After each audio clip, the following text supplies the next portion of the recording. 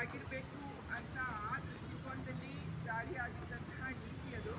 ಅದು 1930ರಿಂದಲೇ ಬಹಳಷ್ಟು ಚರ್ಚೆ ಸಂವಾದಗಳು ನಡೆದು ಅದರ ಫಲ ಆಗಿದೆ. So if we look at our history, 1958 there was the Science and Technology Policy that was passed in Parliament.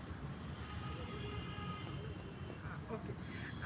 And that was a result of a lot of debate and discussion for decades, which was part of the freedom struggle. And it was not something that was just sudden. It was a consequence of thinking that the new nation that was being built needed to have science and technology as a priority looking forward, even though we were seen as a nation that was quote unquote poor, not with a budget.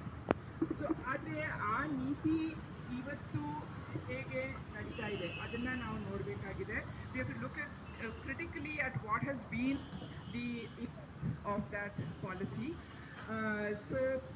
There has been an investment in science and technology institutions of quote unquote excellence, all of this, but has scientific thinking permeated the larger society?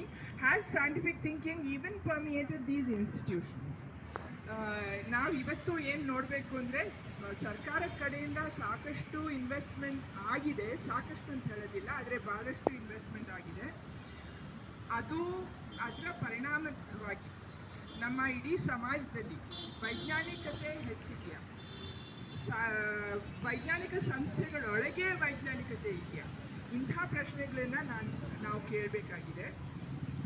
So one thing to note is that the efforts to build scientific awareness have not come from scientific institutions. They have come from civil society organizations such as Breakthrough Science Society, such as the All India People's Science Network.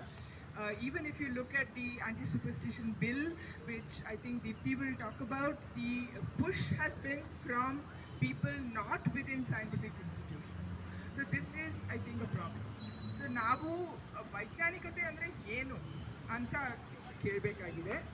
ವೈಜ್ಞಾನಿಕತೆ ಅಂದರೆ ವಿಜ್ಞಾನದ ವಿಧಾನದಿಂದಲೇ ಉದ್ಭವ ಆಗಿರುವಂತಹದ್ದು. ಒಂದು ಕಡೆ ಪುರಾವೆ ಇದ್ದಷ್ಟೇ ನಂಬು, ನರೇಂದ್ರ ದಾಬೋಲ್ಕರ್ ಹೇಳಿದ ಥರ. ಇನ್ನೊಂದು ಕಡೆ ನಮ್ಮ ತೀರ್ಮಾನಗಳನ್ನು ಪುರಾವೆಯ ಮೇಲೆ ಆಧರಿಸಿ ಆ ತೀರ್ಮಾನಗಳನ್ನು ಬದಲಾವಣೆ ಮಾಡುವಂಥ ಕೆಚ್ಚು. ಜವಾಹರ್ಲಾಲ್ ನೆಹರು ಅವರು ಅಥವಾ ಅಂಬೇಡ್ಕರ್ ಅವರು ಹೇಳಿದಾಗ what is scientific thinking? On the one hand, only as much belief as there is evidence, as Narendra Dabolkar said. On the other hand,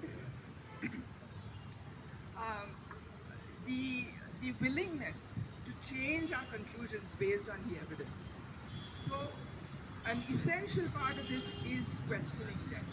So we have to create institutions, whether it is scientific institutions or educational institutions, schools, where questioning is an integral part. And so we also need to take responsibility to create that questioning, to create that environment that fosters questioning, whether it is within families, within neighborhoods, within schools, the classroom, institutions. So if that is in there, then we will not go forward. And the climate crisis is just, I would say, one of the consequences of this kind of thinking, where we are not looking at how a minority of humanity is causing this crisis, which is then going to impact everybody. So I think I'll stop there.